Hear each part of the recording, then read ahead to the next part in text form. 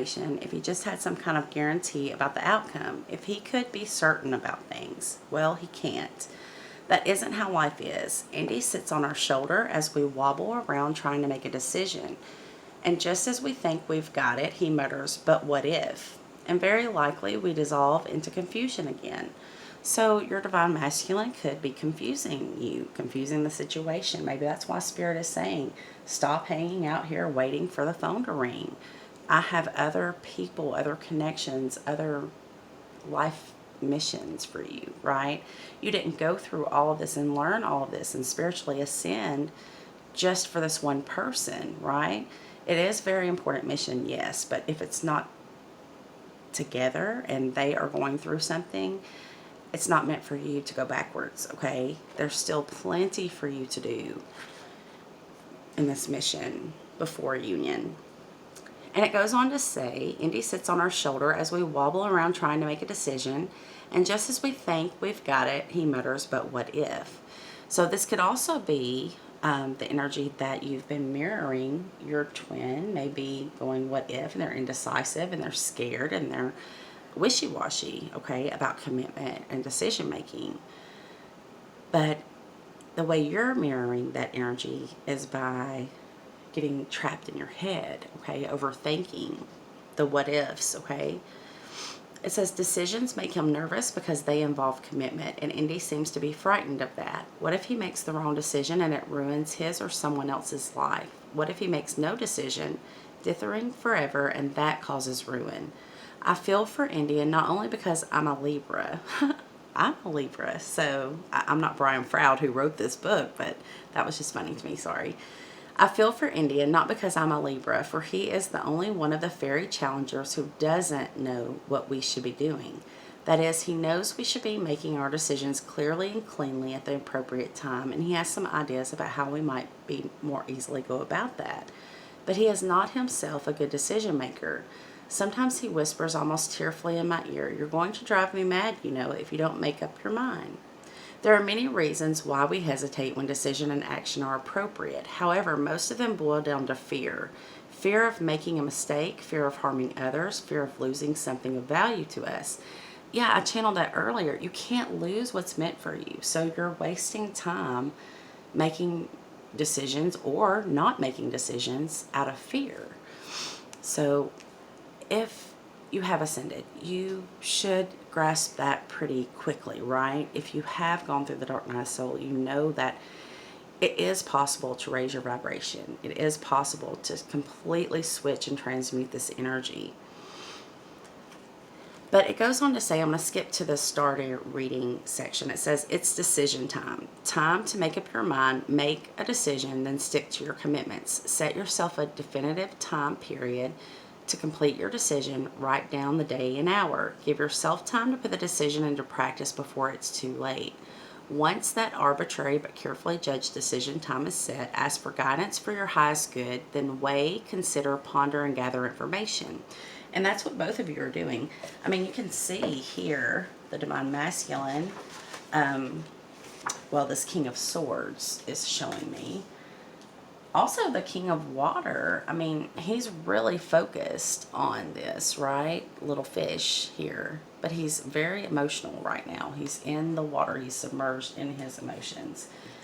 But if you look at this depiction, the bottom of the deck being these divine counterparts, they are both pondering, contemplating, right? Then we had the contemplation card, which shows a masculine here contemplating at the water that came right under this. So the message is coming through very strong from Spirit.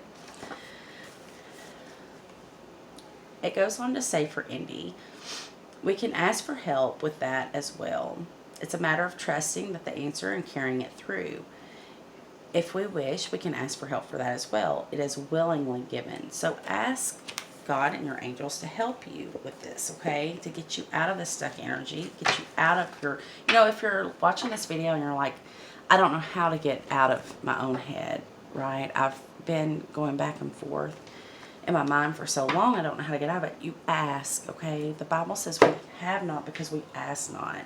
You know, I didn't used to know how to meditate either, but once I asked God to clear my thoughts, empty my thoughts and fill them with God's thoughts, Spirit's thoughts, then you know what happened. You need divine assistance, and you have divine assistance, but you do have to ask for it sometimes. Because of the law of free will, your angels have to wait for you to ask them for their assistance. So get to asking, feminines. It's it's not clear to you right now, but it will be. You just need this clarity, okay? Where was that card?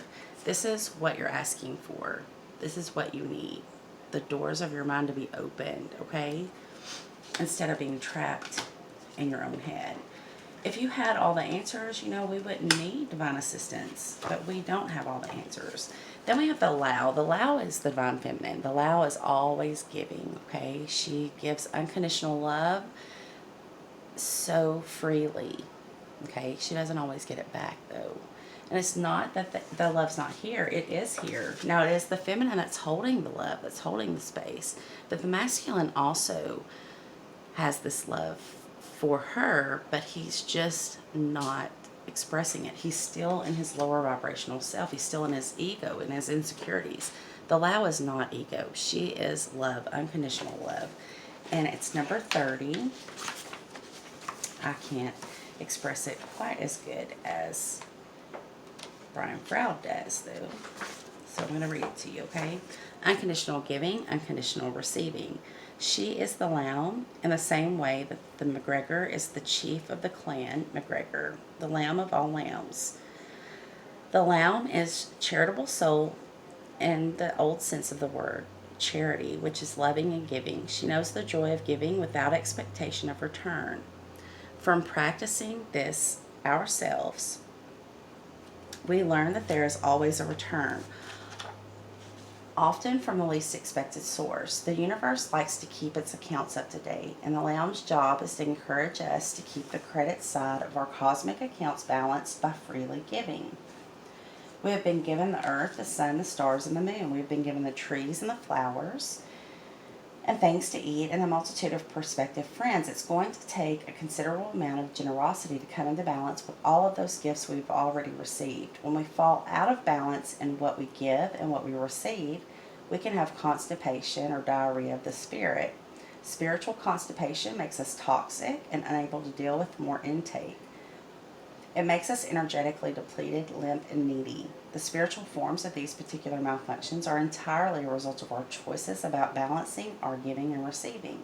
You may think you have it right, but if things are not going well for you, the Lamb suggests you think again. If you're pushing and pushing at something, it can often help greatly just to back off, relax about it, and let the energy flow. If at the same time you back up from your efforts, you put energy into the universe elsewhere, then energy just naturally has to flow back to you in the most appropriate and generous form.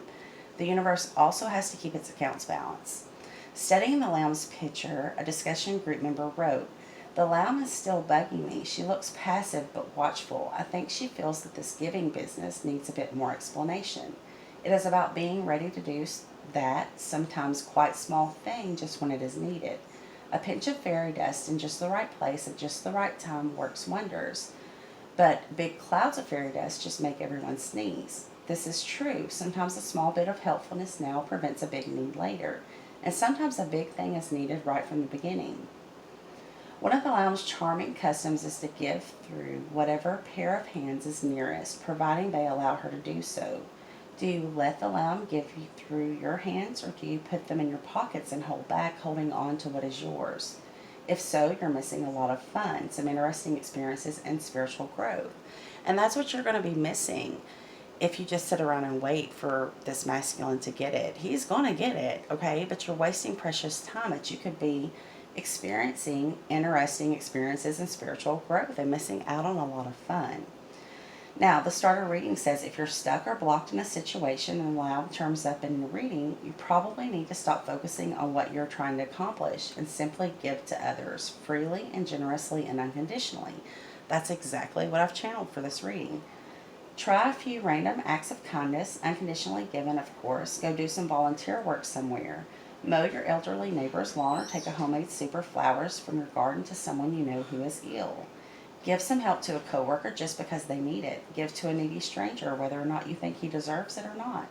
Take flowers into a hospital and give them to a stranger at random, or give them to a nurse with compliments from the universe. Give a bit more than you think you can afford, go a little further than you think you reasonably can. Don't worry, it will fill up again much faster than you might expect. That's beautiful. I love that energy so much. Oh my God. Okay, then we have Sylvanius, which is number 54.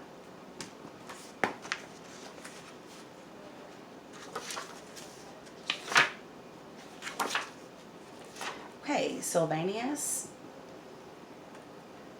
Oh no, it's not. It's 34. Sorry, that was the wrong number. 3 looked like a 5 from there.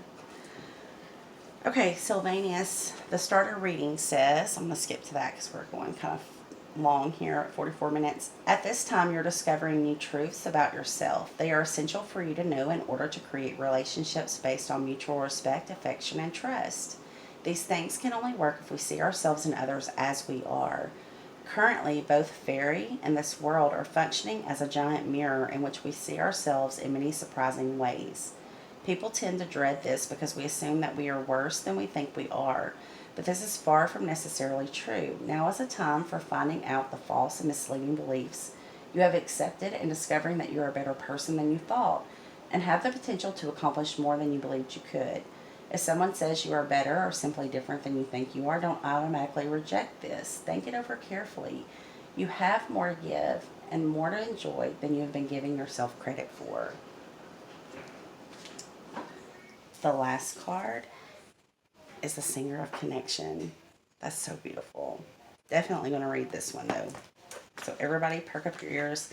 This is the end. After this, we're going to pull a postcard from Spirit and end the reading. But I feel like this is something that I need to read to you, okay? Something that might cause you to see it clearly or a little more clearly. The Singer of Connection is spiritual connection, karma, balance, empathy. And remember, this is an energy card, right? So it's a little different than tarot.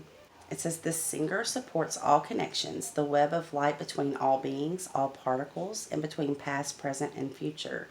It brings wholeness to apparent duality and combines all energies, uniting all that was, is, or could be.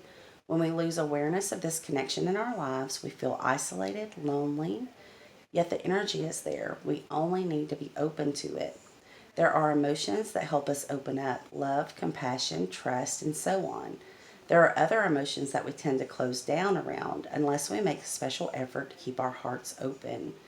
As you can probably guess, these emotions are feelings such as jealousy, anger, fear, grief, and others of similarly painful nature.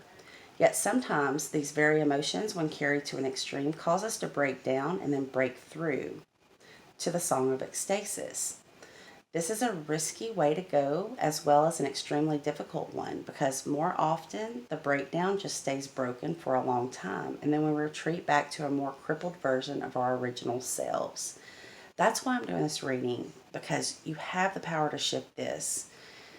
And I need you to shift this. The collective, the world needs you to shift out of this energy and into the one that you're meant to be in, of unconditional love, of high vibration, of excitement and joy and happiness, okay? Not going back to a more crippled version of yourself than before you had ascended, just because you want this person now, okay? You're going to have what's meant for you. You can't lose it. But you're not going to have it any quicker by sitting around being stuck, just like they are. It says a far better way to become even more aware of our essentially holistic nature is to work at keeping our hearts open, seeing relationships being earthed and centered and connected.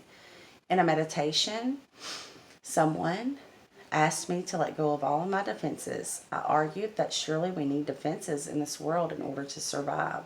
I was firmly but lovingly told it is only by letting go of all of your defenses that you become invulnerable. And that's so true. If you've been on this journey long, you know that's true. That gave me such a strong shock of recognizing the rightness of it that I couldn't even breathe for a moment. But then, still reluctant because it sounded like a big job, I muttered that I didn't think I knew how to do that, or even what all my defenses were. I was assured kindly that I would receive help if I asked for it, and I know that you'll be given the same aid too. The starter reading says this card has showed up. Through the power of this singer, all connections are made, held, and released as appropriate. In a reading, the singer indicates the connection of things, especially reconnecting those who have been surrendered.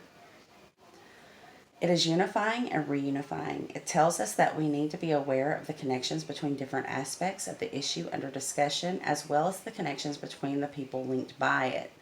We also may need to build more connections, a network of mutual support. The presence of the singer of connection in a reading indicates support and strength flowing through the connections between those involved. Yes, this is a very powerful twin flame connection, but it can become very obsessive if you're constantly thinking about it, when what you really need to do is take the unconditional love and form new connections. Okay, we are all connected. The whole purpose of the twin flames even coming together and having this great connection is so that humanity can see how we are all connected and believe in coming together again and celebrating unconditional love, right? So I hope this helps you out. For those of you who have been feeling down, just know that God sees you. The universe knows that you deserve these blessings, but you have to meet the universe halfway, okay?